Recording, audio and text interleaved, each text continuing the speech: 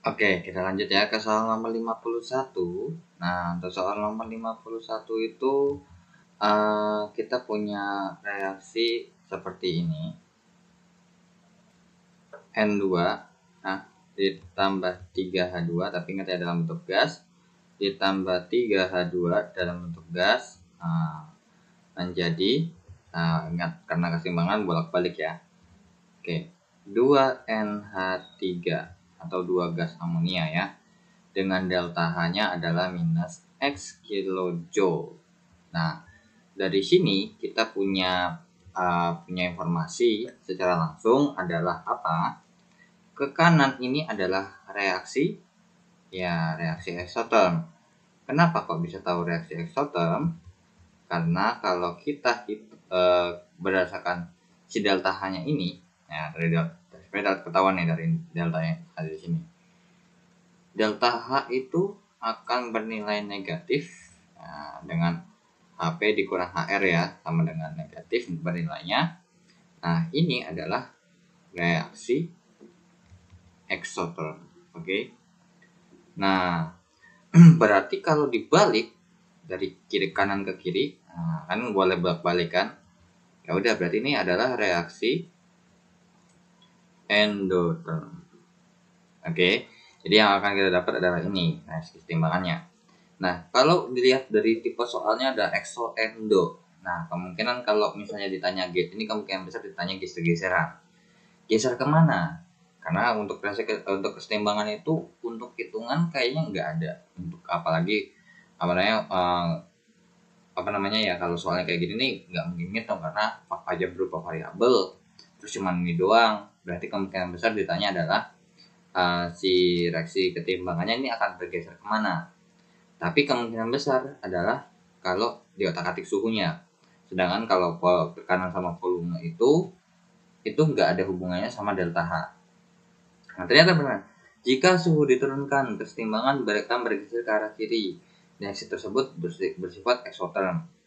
Oke, jadi sebelum kita lanjut, di sini gue bakal ngasih rangkuman untuk pergeseran keseimbangan. Oke, ini dia ya. Nah, kurang lebih seperti ini. Nah, karena di sini di otak-atik suhunya, maka yang kalian fokuskan adalah kalau suhunya aja yang dimainkan. Jadi suhunya diturunkan katanya. Berarti fokus kepada yang saya kotakin. Katanya kalau suhu diturunkan, berarti suhunya diturunkan nih, yang ini nih. Berarti akan bergeser ke reaksi eksoterm. Nah, berarti geser reaksi eksoterm berarti gesernya ke arah mana? Oke, berarti jika suhu diturunkan, untuk reaksi ini, jika suhu diturunkan, maka kesetimbangan akan bergeser ke arah kanan, ya, akan bergeser ke arah kanan atau eksoterm, ya. Nah, berarti ke arah kanan yaitu adalah eksoterm. Oke ya. Nah, jadi jika suhu diturunkan, kesetimbangan akan bergeser ke arah kiri, salah. Yang benar adalah ke arah kanan. Reaksi tersebut bersifat eksoterm, ya betul ya. Delta-nya adalah minus, berarti betul reaksi tersebut eksoterm, cuman kalau suhu diturunkan harusnya bergeser ke arah kanan. Ya udah, berarti atasnya salah, bawahnya benar, maka jawabannya adalah domba. Ya. Jadi untuk soal nomor 51 jawabannya domba. Nah, untuk yang lain-lainnya, untuk konsentrasi salah satu zat ditambah bla bla bla bla, berarti ini ya, arah pergeserannya menjauhi zat tersebut. Artinya kalau misalnya sebelah kiri yang saya tambah, maka akan bergeser ke arah kanan. Karena kanannya pasti makin banyak. Kalau misalnya sebelah kiri dikurang, ya berarti otomatis gesernya ke kiri. Karena yang dari kanan berkurang nilainya. Nah, kalau tekanan untuk dari sini yang bawah ini, itu tekanan diperbesar sama volume diperkecil. Karena kita tahu berarti dari sini kita tahu bahwa sebenarnya tekanan sama volume itu berbanding terbalik ya. Nah, jadi P ini adalah seper V gitu.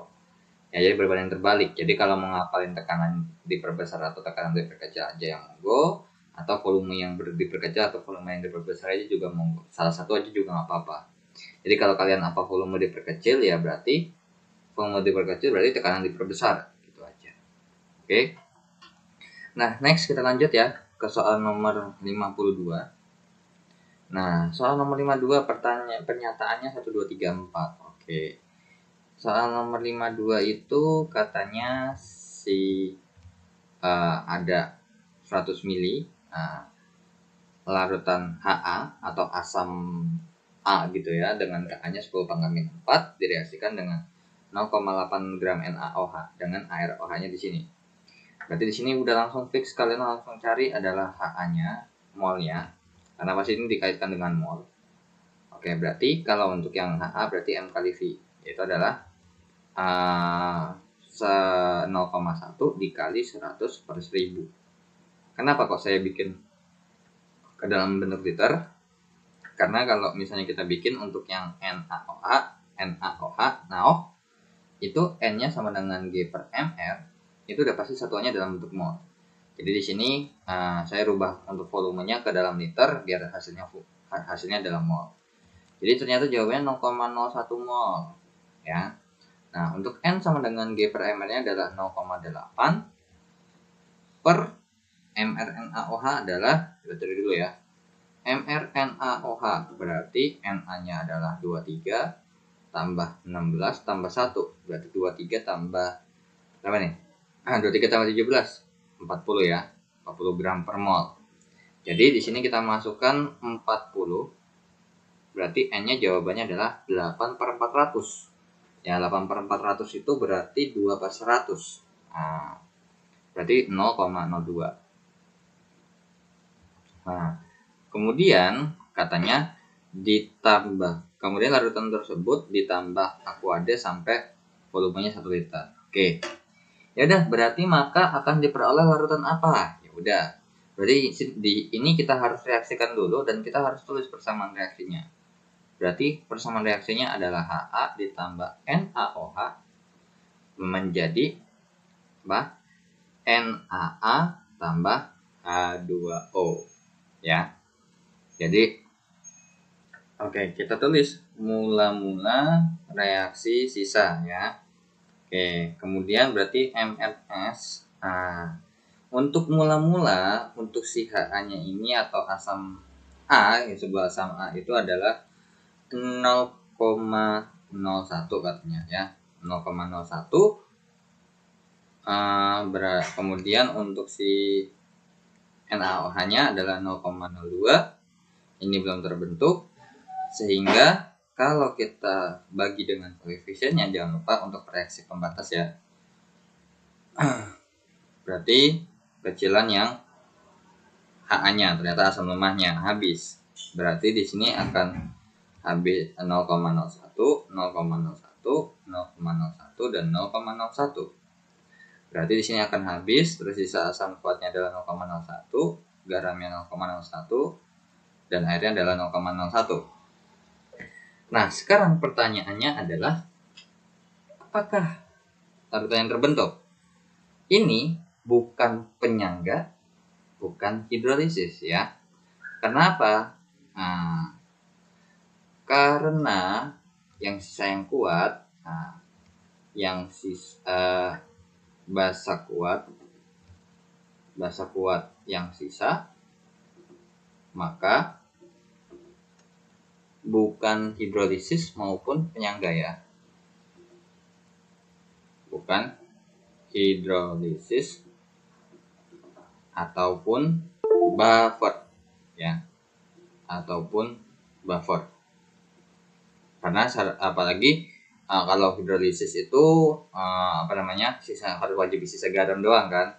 Karena kalau misalnya hidrolisis ini wajib sisa garam doang. Sisa garam aja. Kalau yang buffer sisa garam dan yang lemah. Gitu ya. Jadi tersisa yang lemahnya. Ya udah, berarti di sini kita pakai cara biasa aja. Karena berhubung yang tersisa basa kuat, maka kita carinya adalah OH- sama dengan Kb dikali Mb. Tapi be careful. Untuk Mb yang tersisa adalah NaOH. Di sini ya.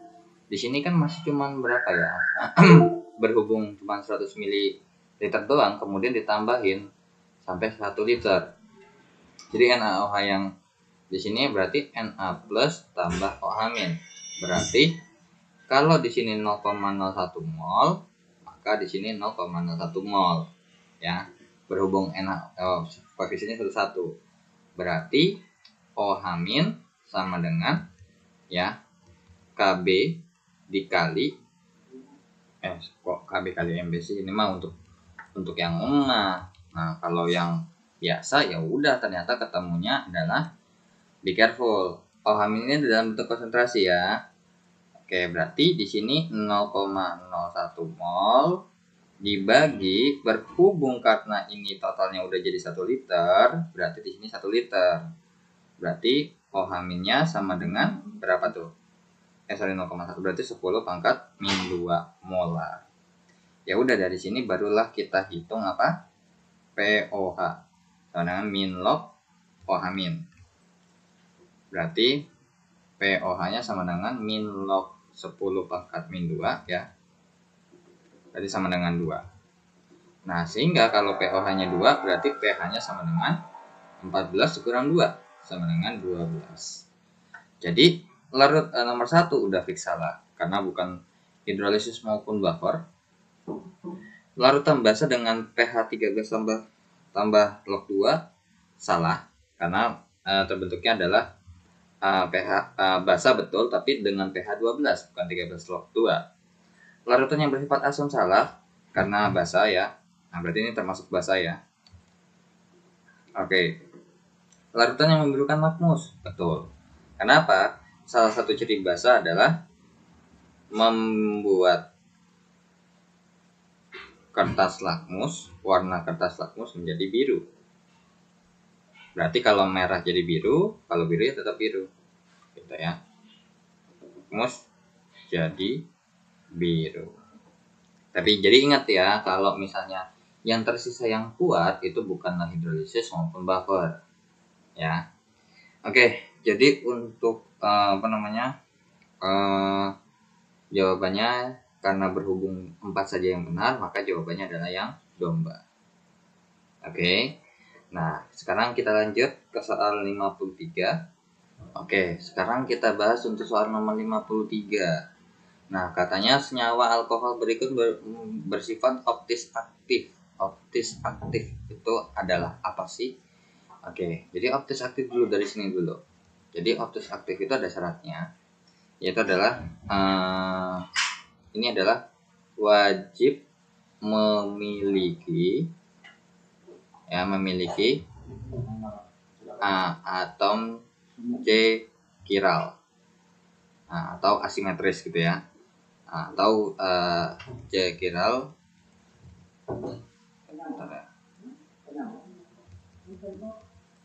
chiral atau asimetris ya, asimetris. Nah, jadi apa sih atom C atau asimetris?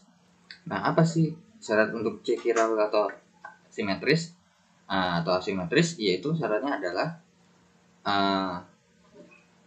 atom C mempunyai atau berikatan dengan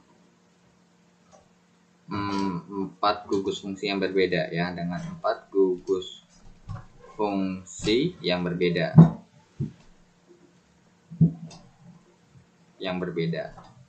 Jadi kalau misalnya ada minimal 2 yang sama, nggak boleh. Jadi harus 4-4-nya. Oke, jadi dari sini ada 4 senyawa. Kita harus gambar dulu berarti ya. Jadi untuk nomor 53 kita gambar dulu. Untuk yang pertama adalah 2 propanol. 2 propanol itu berarti gugus alkohol dengan C-nya banyaknya 3 dengan gugus alkoholnya di nomor 2. Jadi C1, 2, 3. Kemudian di sini OH-nya. Oke. Jadi di sini set dikasih H, ini CH3. Ya, ini CH3. Apakah ini memiliki atom chiral? Oke. Berarti ingat ya. Jadi minimal 4 gugus fungsi, berarti di sini yang kita bahas adalah C yang punya 4 tangan. Maksudnya yang C yang ada yang mana? kalau misalnya kita jabarkan ya, untuk kita jabarkan dulu deh. Jabarinnya gimana maksudnya? Jadi kayak misalnya C di sini H, di sini H, di sini H. Nah, kemudian di sini C, kemudian di sini H, di sini O, di sini H, kemudian di sini C, di sini H, di sini H, di sini H. Kira-kira punya nggak? Nggak punya. Kenapa? Karena kalau misalnya kita pakai yang di tengah, atasnya OH betul, bawahannya betul, tapi kiri kanannya sama. Jadi kalau kita bikin begini nih. Ini adalah gugus CH3-nya. Ya, ini sama-sama CH3. Disinilah letak kesalahannya. Oke. Itu kalau misalnya kita mau pakai yang di tengah situ. Ya, begini. Dengan di sini bawahnya itu ini H, di sana di atas H. Nah, atas sama bawah doang yang beda. Nah, tapi misalnya kalau kita pakai yang kiri. Kalau yang kiri apalagi? Kalau yang kiri, lihat atasnya H, kirinya H, kanannya H. Ya. Yang ini juga sama. Kiri atasnya H, kanannya H, bawahnya H. Udah fix, nggak boleh sama. Jadi gak bakal mungkin atom cikiral tuh ada di pinggir. Ya. Nggak mungkin di pinggir karena paling pinggir itu pasti ketemunya ya pasti CH3. Jadi nggak mungkin ya. Jadi nggak mungkin di pinggir. Oke. Yang kedua adalah 2 metil 2 butanol. Berarti alkohol dengan gugus fungsi D nomor 2 OH-nya dan banyak C-nya rantai utamanya adalah 4, kemudian nomor 2-nya metil. Berarti begini, C di sini OH, di sini CH3. Berarti di sini CH3, ini set, ini CH2, ini CH3. Oke, sekarang apakah ini kita bisa pakai untuk atom cikiral? Nggak mungkin. Alasannya kenapa? Udah kelihatan tuh 2 di pinggir kayak CH3 kayak gitu. Ya. Jadi kesalahannya adalah di sini. Ya. Ini sama-sama CH3. Tapi kalau yang ini mah benar ya. Ini kalau misalnya ditanya ini sama yang kanan bawah sama apa beda? Ya beda. Ini kan termasuk C2H5. Ya. Ini adalah OH-nya. Ya udah, berarti tidak mempunyai atom cikiral ya. Kalau yang di sini apalagi? Atasnya H, bawahnya H. Jadi jangan sampai nyari yang C pasangannya H lebih dari 1. Itu udah fix, nggak mungkin atom C simetris ya. Karena kalau kayak CH3 ketemu hanya udah pasti fix 3. CH2 udah ketemu hanya 2. Berarti udah nggak sama, udah nggak bisa, udah pasti sama kan. Jadi salahnya di sini yaitu adalah CH3-nya. Nah, kalau yang ketiga sekarang gambarnya adalah 3 pentanol. 3 pentanol berarti alkohol dengan gugus fungsi di nomor 3. Tapi apa faedahnya? Kalau ditanya suruh nama sebenarnya salah. Pentanol itu kalau bukan enggak benar kok. 1 2 3 4 5 saya kira 1 2 3 4. Di tengah-tengah sini ya. Nah, ini CH3, CH2, ini CH, ini CH2, ini CH3. Wah, ini apa lagi? Kenapa? Emang kalau secara kita gambar ya, ini kita gambar begini. CH3, CH2, C bawahnya H, atasnya OH, kiri kanan CH2, kanannya CH3. Berarti dari sini ini ada yang salah. Kenapa? Salahnya di mana? Di sini. Di sini adalah sama-sama C2H5 gitu ya. C2H5, ini C2H5. Sedangkan yang atas sama bawah benar. Karena beda gitu loh. Ya. Oke, sekarang yang keempat. Yang keempat adalah 2 butanol. Oke, 2 butanol. C tapi taruhnya ada 2 di sini. Oke, di atas saja deh. Nah, ini CH3, ini CH, ini CH2, ini CH3. Nah, kalau ini udah ketahuan. Pasti fix betul. Kenapa? Nah, karena kalau misalnya ini kita jabarin kayak di atas ya. CH3, CH2, ini C, ini H, atasnya OH, kanannya CH3, maka di sini akan bernilai benar semua karena di sini kanannya CH3, sebelah kirinya adalah C2H5 ya. C2H5, kemudian atasnya itu OH, kemudian bawahnya H. Berarti beda-beda semua dong gugus fungsinya. Udah, berarti yang kita bisa pakai cuma nomor 2 doang ya. Berarti karena berhubung nomor 4 saja yang betul, 1, 2, 3-nya salah, maka jawabannya adalah domba. Oke, jadi diingat-ingat, optis aktif itu mempunyai atom C chiral atau asimetris ya. Jadi makanya kalau yang bentuknya simetris nggak mungkin fix ya, kelihatan aja. Kayak 2 propanol fix, nggak mungkin kan. 3 pentanol apalagi. Nah, kalau kayak 2 metil 2 butanol mungkin nggak kelihatan asimetris, nggak kelihatan simetris ya, karena lebih panjang ke kiri, teman ada 2 gugus fungsi yang sama. Nah, kemudian atom C-nya, jadi intinya atom C-nya berikatan dengan 4 gugus fungsi yang berbeda. Jadi untuk 4 gugus fungsi yang berbeda ini biasanya ada di tengah, ya maksudnya di pusat gitunya. Karena kalau misalnya, jadi jangan nyari atom chiral. Jadi misalnya nih, jangan nyari atom chiral tuh yang di sini, di sini, di sini, di sini, di sini, di sini. Intinya yang kayak gini nih, ini jangan dicari. Karena apa? Orang hanya udah ada 3, berarti kalau digambar kayak gini nih modelnya. Jadi nggak usah dicari untuk di CH3-nya. Jadi cari di tempat lain yang masih mungkin masuk akal gitu, ya. Oke, kita lanjut langsung ke nomor 54. Oke, untuk soal nomor 54. Nomor 54, pernyataan yang benar berkaitan dengan energi ionisasi unsur. Oke, berarti di sini membahas tentang sifat-sifat dalam sistem periodik ya. Oke, jadi untuk sifat-sifat periodik ini kalian bisa menggunakan seperti ini ya. Ini saya pakai bahasanya begini aja. Jadi untuk dari kiri ke kanan yang sumbu X ini saya bilang adalah golongan. Oke, dan ini adalah periode. Karena kalau misalnya kalian gambar tabel periodik unsur itu adalah ada golongan yang sumbu X gitu kan bacanya, golongan 1A, 2A ya. Kebalik ya, periode itu ada di sumbu X karena periode itu bacanya dari kiri ke kanan. Periode dari atas ke bawah bacanya golongan. Oke, jadi untuk ya kan jadi gini, ini sesuaikan dengan arahnya ya.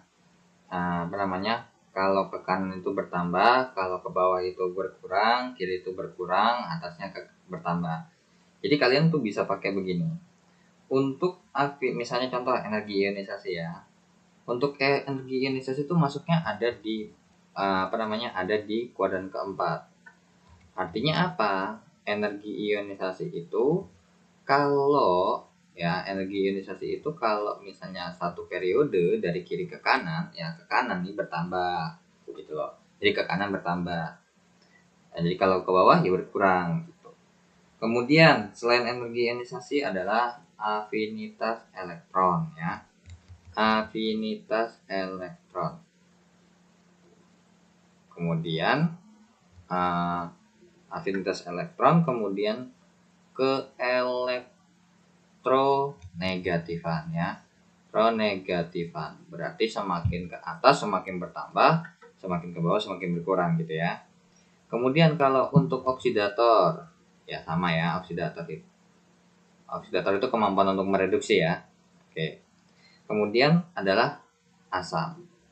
Jadi untuk bagian asam itu kalau ke kanan itu makin gede ya, ke bawah makin kecil, atau ke atas makin gede, ke kiri makin kecil gitu ya.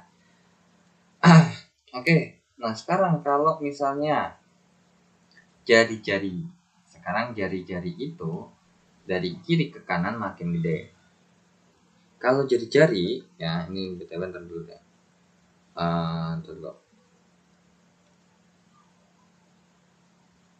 Oke, kalau jari-jari masuknya ke sini. Artinya apa? Berarti semakin ke kiri ya, Berarti jangan kayak gini deh, daripada bingung ya. Daripada bingung, mendingan bikinnya gini aja. Tetap begini aja nih, bikinnya wait. Oke. Nah, jadi energi ionisasi afinitas elektron ke elektron negatifan itu sama, yaitu adalah kalau ke kanan itu bertambah, ya. Nah, oke, berarti kalau ke bawah berkurang. Gitu. Nah, sekarang kalau misalnya dari kiri ke kanan, ya, daripada nanti takutnya bingung ya, dari kanan ke kiri gitu ya bahasanya, dari kanan ke kiri berkurang ya, ya apa bedanya?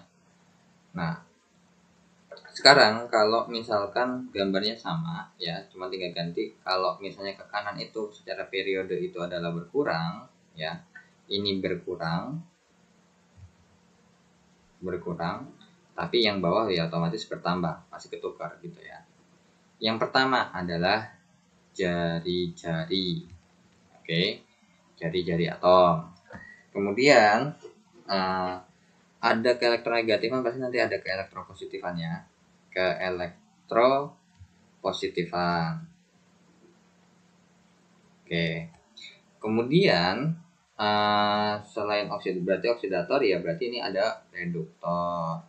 Ada asam pasti ada basa. Terus kalau afinitas elektron ketemunya sama apa? Ya ini kita bikinnya bahasa lainnya adalah ada logam juga ya. Oke, jadi gitu ya. Kalau afinitas elektron nggak ada ya, maksudnya yang lawan katanya nggak ada. Oke, berarti kita dapat bilang bahwa misalnya kalau misalnya periode itu dalam satu periode jari-jari itu makin berkurang, ya. Oke. Nah, sekarang katanya nomor satu ini adalah energi ionisasi adalah energi minimum yang diperlukan untuk melepas satu elektron dari atom berwujudkan pada keadaan dasarnya. Betul nggak? Betul ya. Jadi energi ionisasi itu adalah energi yang dipakai untuk melepas. Jadi kayak misalnya kalau EI. Nah, untuk EI itu atau energi ionisasi itu ada tingkatannya. Kayak misalnya energi tingkat 1 artinya berarti dari M tambah elektron menjadi M+. Kemudian EI2 itu adalah M+ tambah elektron lagi menjadi M2+ dan seterusnya, ya. Oke, dan seterusnya.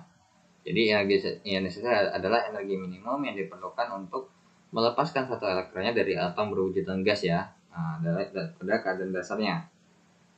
Oke, jadi pernyataan pertama benar. Kemudian energi ionisasi K ya, itu lebih kecil daripada Na. Oke. Atau yang 4 juga energi ionisasi unsur K lebih kecil daripada Rb. Oke. Kalau berarti ini untuk nomor 2 dan 4 ya, untuk nomor 2 dan 4 ini kita ceknya dengan cara menyusun. 2 dan 4 itu kita cek dengan menyusun bahwa Herlina kawin Robi CS frustasi ya. Herlina kawin Robi CS frustasi. Nah, di mana ini berarti kita membahas satu golongan. Untuk energi ionisasi dari atas ke bawah, satu golongan energi ionisasi nih. Nah, dari atas ke bawah berkurang. Berarti apa nih? K kalau dibandingin sama Na, ya betul ya. K lebih kecil daripada Na, betul. Yang kedua, energi ionisasi untuk melepaskan elektron valensi kedua lebih besar dari yang pertama. Nah, untuk yang ketiga, ini betul, pasti selalu ke bawah itu semakin. Karena apa? Karena kan energi ionisasi itu bisa semakin besar alasannya ya. Ini pasti semakin ke bawah energi ionisasinya semakin besar. Karena apa? Karena kenapa semakin besar? Karena hubungannya ada hubungannya dengan yang namanya semakin sulit melepas, ya kan katanya tadi melepas elektron kan. Jadi semakin sulit melepas satu elektron, ya, semakin besar energi yang dibutuhkan.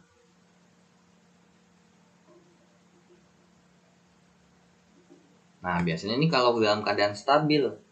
Jadi kayak misalnya nih, mungkin kalau kayak kalium mungkin dari EI1 ke dari EI1-nya mungkin enggak Ba, mungkin enggak apa namanya?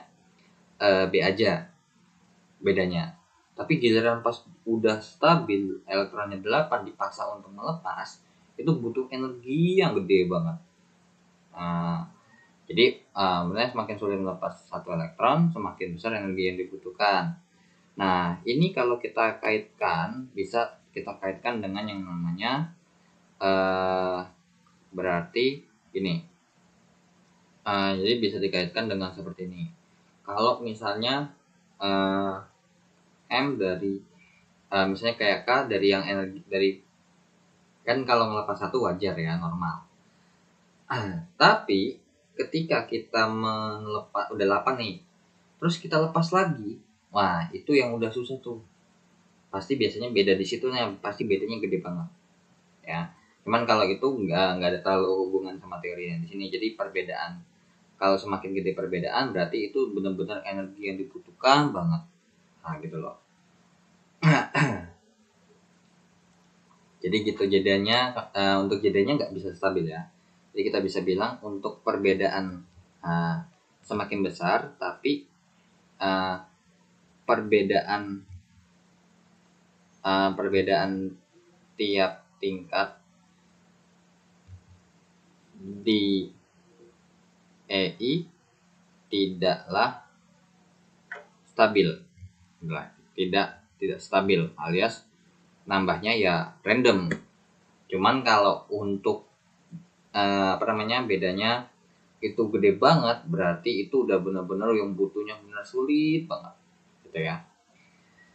Oke, berarti yang ketiga betul ya, karena pasti ke bawah semakin besar, make sense ya. 4, energi ionisasi K ke Rb. K ke Rb. Rb itu lebih gede katanya. Salah. Harusnya apa? K lebih besar daripada Rb. Karena Rb di sini lebih kecil dibandingin sama K. Bahkan dibandingin sama Na aja lebih kecil loh. Gitu. Jadi 1, 2, 3 ya hanya yang benar, maka jawabannya adalah yang A. Oke. Jadi gitu. Untuk sifat-sifat periodik unsur kalian tinggal bisa pakai ini aja, nggak apa-apa. Tinggal kalian hafalkan aja. Oke. Jadi di sini saya mengelompokkan mana yang kalau ke kanan sama-sama bertambah, kalau ke bawah sama-sama berkurang. Berikut juga kalau ke kanannya berkurang, bawahnya ketambah, itu saya juga kelompokkan. Jadi biar lebih enak belajarnya, ya. Jadi nggak ngapalin satu-satu. Oke, kita lanjut ke soal nomor 55. Oke, untuk nomor 55 ya. Untuk nomor 55, faktor-faktor berikut yang dapat meningkatkan probabilitas tubrukan antar molekul reaktan. Berarti ini ada hubungannya dengan faktor-faktor yang meningkatkan laju reaksi ya. Oke, jadi kalau misalnya ingat ya, pertama adalah apa? Luas permukaan. Nah, berarti di sini luas permukaannya semakin besar, kita hubungkan dengan apa? Ini berhubungan dengan yang namanya laju reaksi. Dan di sini kita bisa hubungkan juga dengan luas permukaan itu adalah ukuran partikel deh, gitu ya, ukuran partikel. Ukuran partikel. Nah, itu ini berhubungan dengan laju reaksi. Dimana kalau misalnya kita pengen up-nya si luas laju reaksi, maka kita harus memperbesar luas permukaan yang kita terima. Tapi dengan cara apa? Mengecilkan ukuran partikelnya. Berikut juga kalau misalnya ini saya mau turunin, ini saya turunin, berarti ukuran partikelnya saya gede. Jadi semakin besar ukuran partikel, maka laju reaksinya akan semakin kecil karena luas permukaan yang ditumbuk itu semakin kecil. Yang kedua adalah apa? Suhu ya. Suhu itu ada hubungannya dengan laju reaksi. Nah, dimana kalau suhunya di up, maka laju reaksinya up. Sedangkan ketika suhunya down, maka laju reaksinya down. Penjelasannya udah di sebelumnya ya, kayak EK sama dengan 3/2 nRT. Berarti ini setengah MV kuadrat sama dengan 3 per 2 NRT. Jadi sehingga V kuadrat ini sama dengan 3 per 2 3 kali RT N RT per M, atau bisa juga V sama dengan atau intinya dari sini kita bisa dapat katakan bahwa V sebanding dengan T-nya. Oke, yang ketiga adalah katalis. Ini mempercepat reaksi dengan menurunkan nilai energi aktivasi. Ya, dengan menurunkan energi aktivasi dapat diharapkan karena syaratnya semakin kecil maka semakin cepat gitu reaksinya ya. Nah, sehingga lebih cepat bereaksi. Oke. Nah, jadi laju reaksinya lebih cepat. Oke, kemudian yang keempat apa coba? Konsentrasi. Nah, berarti namanya juga konsentrasi. Nah, ini ada hubungannya dengan laju reaksi, berarti semakin besar yang kita masukkan atau ini berarti semakin laju reaksinya yang dibutuhkan juga makin gede dong. Kalau makin lambat ya nggak kelar-kelar gitu. Nah, berarti dari sini kita bisa dapat info bahwa nomor 1 fix betul, yang ketiga fix betul, keempat fix betul. Ya, jadi ini ada hubungannya dengan laju reaksi ya.